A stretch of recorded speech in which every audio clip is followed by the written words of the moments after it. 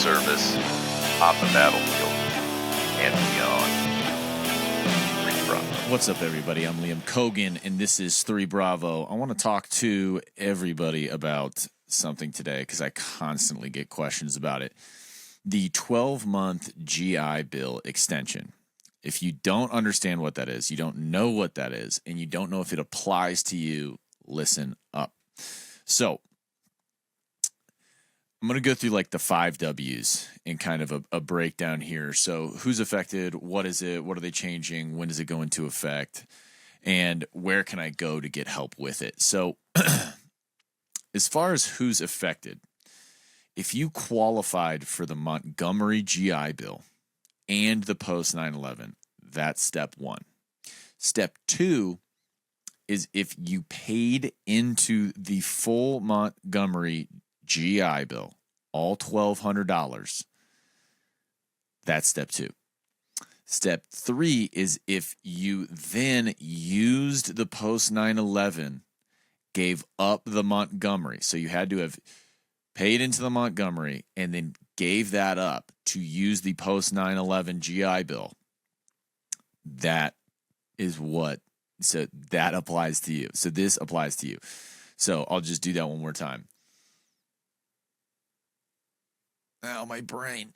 So if you got in and you had access to the Montgomery and the 9/11 GI Bill, and you chose to pay in to the Montgomery GI Bill, and then you used the post 9/11 GI Bill instead, you could even use almost all of your Montgomery, so long as you didn't use every single last bit of it, and you will have access to this extra 12 months.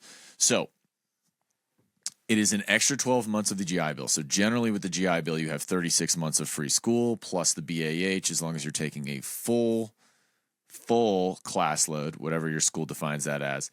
And it's hybrid, so partially in class and partially out of class. You don't have to do that, but you just get paid way less if you don't do that. And it'd be really, really silly to not do that.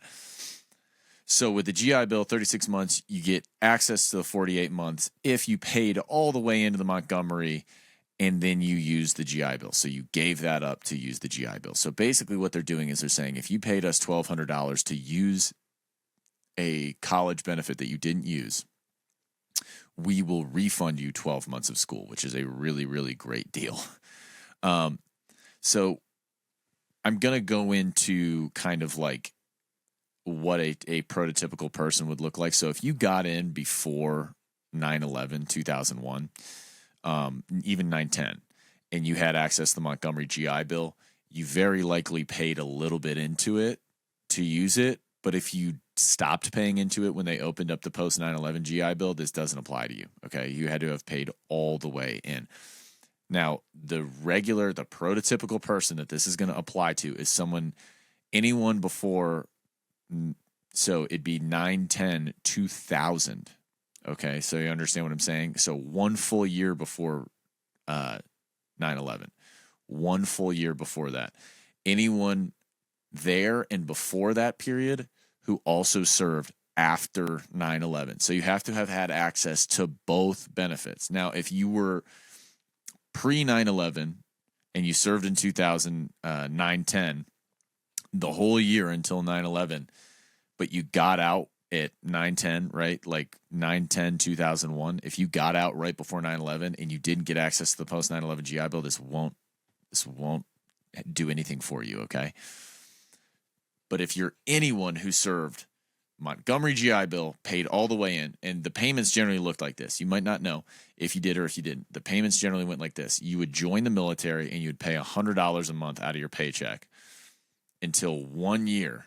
And then 1 year, it would seem like you got a pay raise of about $100 because they would stop taking money out of your paycheck to pay into your college program. You could pay all in at once, but they almost always advise, and they have you go through this in boot camp, that you do these single payments every month of $100 so it doesn't wash your bank account as you make $0.00 in the first couple months of your military career to pay all the way in for that $1,200. If you did that and then you got out and or just used that benefit at any point in time and then got back in post 9/11 and had post 9/11 access, and or you stayed in and you used the Montgomery GI Bill when you got out, say in 2005, and you then came back and said, you know what, I don't want to use the Montgomery GI Bill anymore because I don't like how the program works. I'm going to switch to the post 9/11.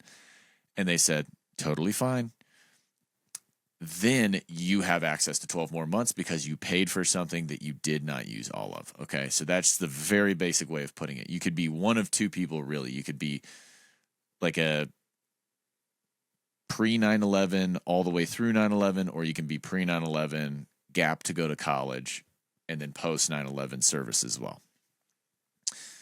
If you don't know if this applies to you, they almost guaranteed, but they never guarantee anything, that they emailed you if it does apply to you. Now, if what I just described to you applies to you and you didn't get an email or you didn't get a letter and you live in a place, you know, I mean, I've been traveling in my RV for like 2.5 years. So it's like, yeah, I probably didn't get the letter, right? If that's you, all you have to do is go into your VA account. You go into sign into va.gov, you log in. You go to My Benefits in the top corner, My VA, My Benefits, and then you go to your education benefit. And when you look at your education benefit, you might have 12 extra months sitting in there. If you have 48 months or if you have anything longer than you thought you had, it's very likely that. Now, you can also call the VA and you'll just have to handle your own business and say, hey, this is who I am, this is what I've done, and this is why I believe I have that 12 extra months and I don't see it. Where do I find that? That's all you have to do. And that is the 12 extra months of school, okay? Quickly explained. However, if you have further questions, don't be afraid to drop a comment or to just leave me a message on any single social media app, okay? I will help you work through this, but at the end of the day, the VA can help you too. I'm Liam Kogan. This is 3 Bravo, and this is the breakdown of 12 extra months of the GI Bill. Peace.